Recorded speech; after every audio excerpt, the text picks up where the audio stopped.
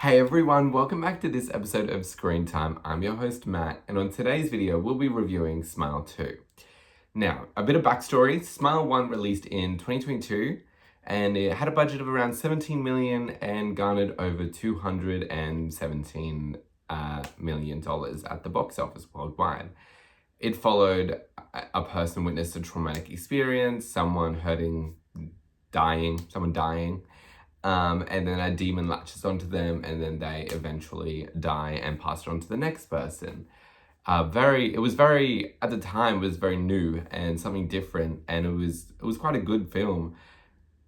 It was around the time where I started getting into horror films, so I was like, whoa.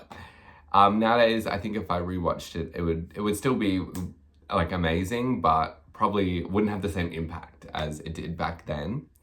But with this second one, the story kind of differs where we now follow a pop star who witnesses this traumatic event, someone dying, and then the demon latches onto them. And they witness their fans, and they have their fans follow them around and do all these creepy things and stuff like that.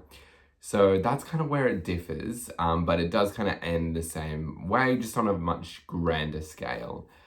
But yeah, so overall, my thoughts on this newest film is that it was a solid sequel, but it didn't really add anything to the already existing kind of lore of the first one. The first one kind of had some groundwork, but it didn't. This second one just did that same thing on a grander scale. It didn't be like, this demon is from this place, or this demon is doing this because of this. It's just like, it's feeding off your dark thoughts. That's it. Oh, okay, cool. No worries. We're doing this again. Awesome.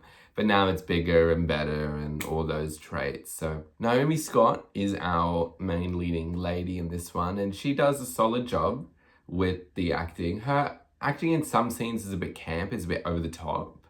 But I have a feeling that was on purpose because of how kind of crazy some of these sequences are. But overall, how she kind of handles the role and all the scares and making it believable, she does hold her own with this massive killer clown. And a lot of the scenes, she is acting with no one around.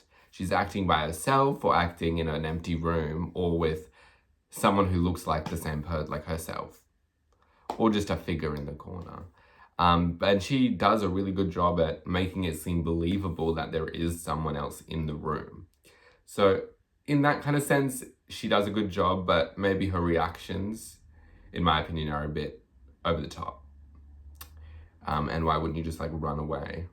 If you saw someone dying or hurting themselves, just run away. But that's not really on her acting, it's more on the kind of script. But yeah, now more onto the plot side of things. We start the film off with Naomi Scott's character recovering from this traumatic experience that happened a couple years ago, where she was in a car accident with the partner. The partner didn't survive, and she's just starting now to get back in the limelight, get back on tour. Her tour is just about to start, and then this traumatic thing happens. Because of all the stress, she needed a relief, contacts the drug dealer hurts himself, that sort of jazz. So yeah, that's kind of where the film starts off. It did remind me a lot of this year's Trap in a weird sense, in a lot of the kind of horror-esque, moody, weird sequences to do with the shows. Those musical numbers that we see in Smile 2 and in Trap are very kind of similar-esque. I don't know what this year's kind of thing is with doing horror movies about touring worldwide sensations, but it must just be the Taylor Swift effect. The Taylor Swift effect has now moved on into horror films, and you know what? I'm here for it. It's quite fun. But I think this film, whereas Trap was a bit hindered by the concert sequences and was very restrained in that sense, and was also just not a good film. But this one, I think, could have done more with the concert kind of vibe. I don't know if having the concert start at the end of the film was a good choice rather than having her mid concert and seeing these weird things happen while she's on stage, or while they're like in the audience, or just before a showing, that kind of thing.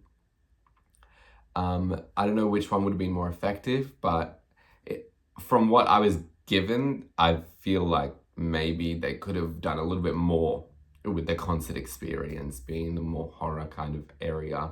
A lot of the film we were seeing this same apartment and the same three actors and the same kind of areas. We weren't traversing a lot of different areas, and when we did move to another location, it was very confined. It was a room. Some of them were really nice rooms. I was like, that's a really nice apartment.